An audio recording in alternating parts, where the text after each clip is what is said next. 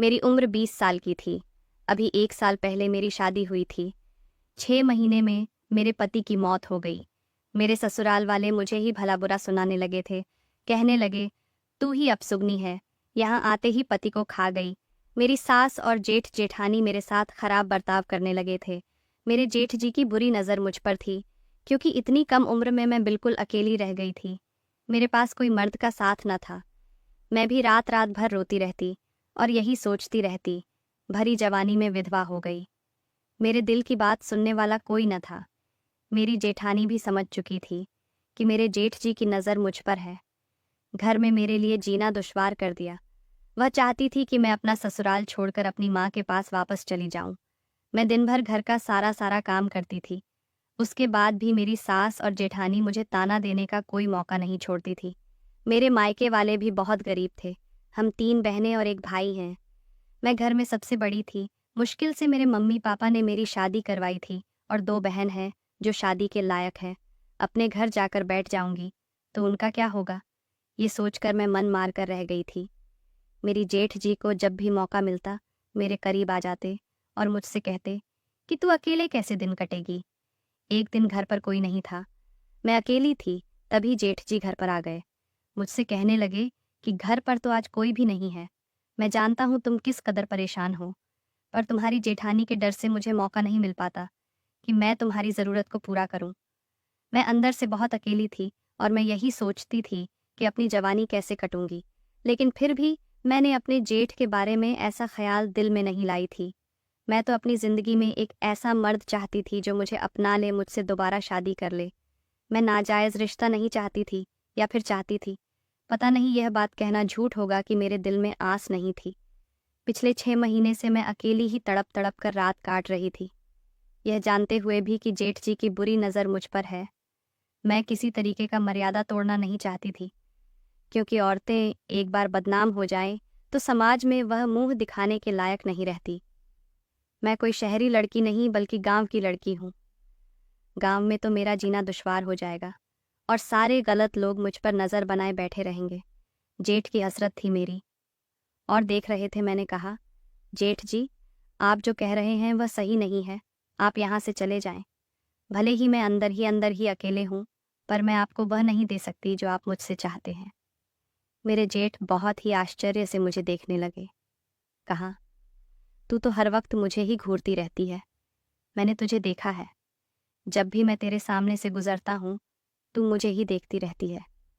तेरे मन में क्या है, मुझे सब पता है। फिर आज तू नखरे क्यों दिख रही है, जब तुझे मैं वह सब कुछ देने को तैयार हूँ। मैं मन ही मन सोचने लगी। शायद मेरी नज़र काम करते हुए उनकी ओर चली जाती थी। ये मेरा अकेलापन था। मैं चाहती थी कि कोई मुझे भी देखे। ये तो इंसान के लिए बहुत ही स्वाभाविक है। किसी को देखने और उसके साथ संबंध बनाने में बहुत फ़र्क है। मैंने उन्हें साफ-साफ नकार दिया था। इस बात से वह काफ़ी परेशानी में आ गए थे। उनकी वजह से मैं अब तक इस घर में टिकी हुई थी, वरना घर के बाकी लोग तो मुझे यहाँ से निकाल देना चाहते थे। उनको ना कहते ही मुसीबत का पहाड़ मेरे ऊपर टूट पड़ा। मुझे उन लोगों ने घर से धक्के मारकर निकाल दिया। मजबूरी में मैं अपने मायके आ गई थी। मेरे मायके वाले तो पंचायत बैठाना चाहते थे। उनको ऐसा लगता था कि वह मुझे अपने घर से नहीं निकाल सकते। मेरे ससुराल में मेरा भी उतना ही हक है जितना बाकी लोगों का है, पर मैं अपने ससुराल में वापस नहीं जाना चाहती थी, क्योंकि मैं जेठ का दोबारा सामना नहीं करना चाहती थी। इसीलिए मैं अपने मायके में ही रह गई। गांव में इधर-उधर काम करने लगी थी। ना चाहते हुए भी गांव के लोगों की तरफ मेरी आंख चली जाती थी। मुझे लगता था शायद कोई मुझे पसंद कर ले और मेरी ज़रूरत पूरी हो जाए। कोई ऐसा मर्द हो जो मुझसे शादी को तैयार हो जाए। बिन शादी के तो मर्द आगे आ जाएंगे, पर मैं बदनाम नहीं होना चाहती थी। अपनी इज्जत के साथ में जीना चाहती थी। मुझे जो भी काम मिलते थे मैं करने लगी थी, ताकि अपने मायके वालों का सहारा बन सकूं। मेरे मम्मी पापा ने मेरी शादी की बात दोबारा कभी ना की। वह मेरी बहनों के लिए रिश्ता ढूंढने लगे थे। एक-एक करके मेरी बहन का भी रिश्ता तय हो चुका था और शादी भी हो गई। अब मैं घर पर अपनी मम्मी पापा और भाई के साथ रह गई थी। गांव की विधवा औरतें अक्सर अकेली रह जाती थीं। कोई ऐसी औरतों से शादी नहीं करता था। रात के वक्त मैं अकेली होती थी। मैं खूब रोती थी। मुझे समझ नहीं आता था कि मैं अपनी ज़िंदगी कैसे बिताऊंगी। तभी मुझे पता चला कि पड़ोस के गांव में हवेली के जमींदार के यहाँ कुछ काम मिल रहा है। काम मिलने की उम्मीद लेकर मैं उस गांव में चली आई थी। अपने गांव में मेरा मन नहीं लगता था। एक खालीपन मेरी जिंदगी को इस कदर घेर लिया था कि मेरा दम घुटने लगा था। मैं हर हाल में एक मर्द के करीब जाना चाहती थी। शायद मेरा अकेलापन पता नहीं, क्योंकि जब भी मैं किसी औरत और मर्द को एक साथ देखती थी तो मुझे अपने पति की याद आने लगती थी और मैं मन ही मन दुखी हो जाती थी। मेरे पति मुझसे बहुत प्यार करते थे। 6 महीने के दौरान हम दोनों एक साथ बहुत अच्छी जिंदगी बिताई थी। मैं उनके साथ बहुत खुश थी। न जाने क्या क्या सपने देखे थे। एक रोज उन्हें ऐसा बुखार आया जिससे कुछ दिनों के अंदर उनकी जान चली गई और मैं यूं ही तन्हा और बेसहारा रह गई। पति की मौत के बाद एक एक रात मुझे जैसे काटने को दौड़ता था, अपने दिल की बात बता पाऊं। ऐसा कोई साथी भी ना था। मेरी सारी सहेलियों की भी शादी हो गई थी।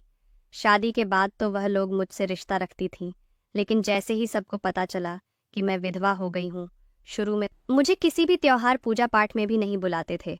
मेरी सहेलियों को ऐसा लगता था मानो मैं उनके पति उनसे छीन लूंगी, क्योंकि मैं बहुत खूबसूरत थी।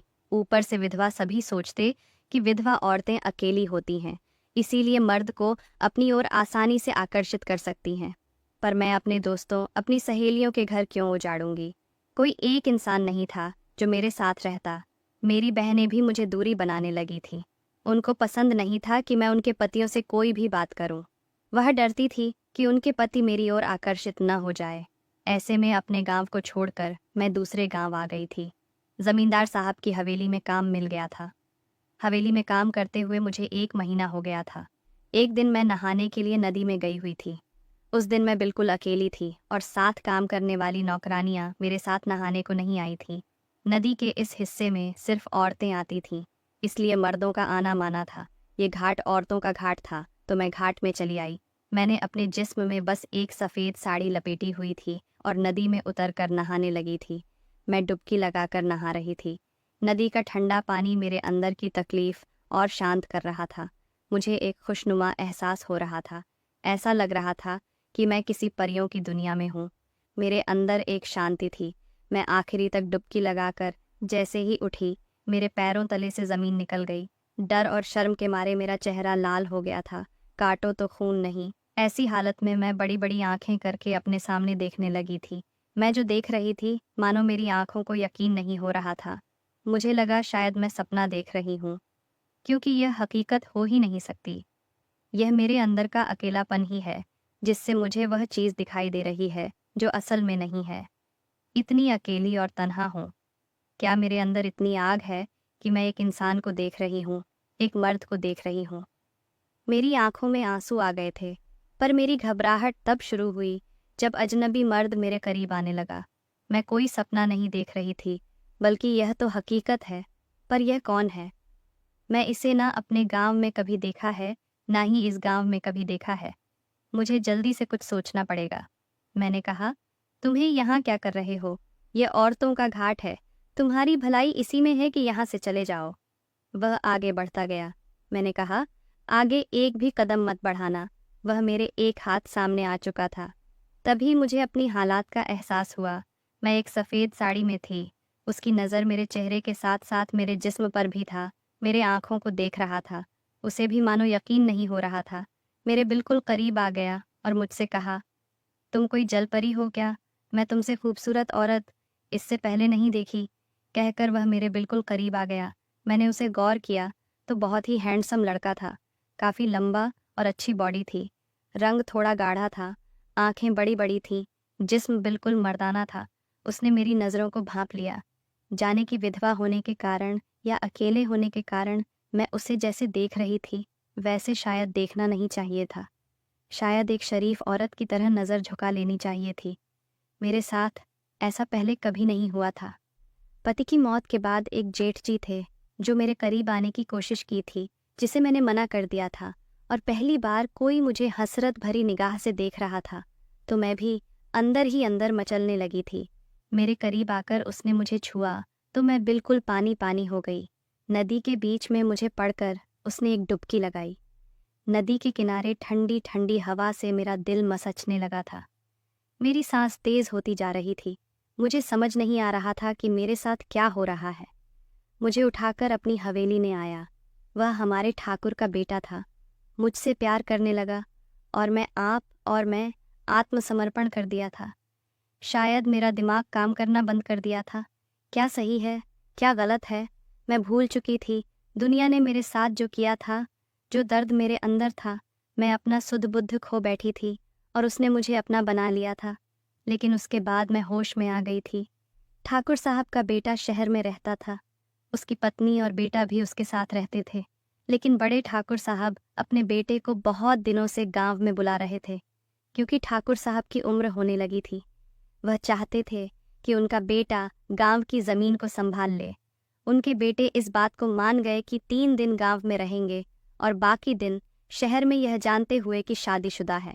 मैं क्या भूल कर बैठी थी। होश आने पर मुझे अपने आप पर गुस्सा आने लगा था। मैंने ठाकुर साहब के बेटे से कहा कि मुझसे गलती हो गई, लेकिन उन्होंने मेरी एक बात ना सुनी। कहा, वह चाहते हैं, अगर मैं उन्हें ना दूं तो गांव में मुझे बदनाम कर देंगे। सबसे कह देंगे कि हम दोनों के बीच में क्या हुआ है। अब जब भी गांव में रहते हैं, मेरे साथ रात गुजारते थे, चोरी छुपे आते थे ताकि किसी को कानों कान खबर ना हो। अब मुझे जो चाहिए था मिल तो रहा था, पर मैं खुश नहीं थी। इस रिश्ते से बहुत तंग आ गई थी। मैं इस गलत रिश्ते में नहीं फंसना चाहती थी। बस मुझसे एक बार ही भूल हो गई थी, उसके बाद ही मैं इससे निकल जाना चाहती थी। जब भी छोटे साहब मेरे कमरे में आते थे, मेरा दम घुटने लगता था। मेरे अंदर उनके लिए मोहब्बत नहीं, बल्कि दिन ब दिन नफरत पैदा होती जा रही थी। मैंने उनसे बहुत मिन्नतें की थी, पर वह मेरी बात नहीं सुनता। मैं बहुत परेशान रहने लगी थी।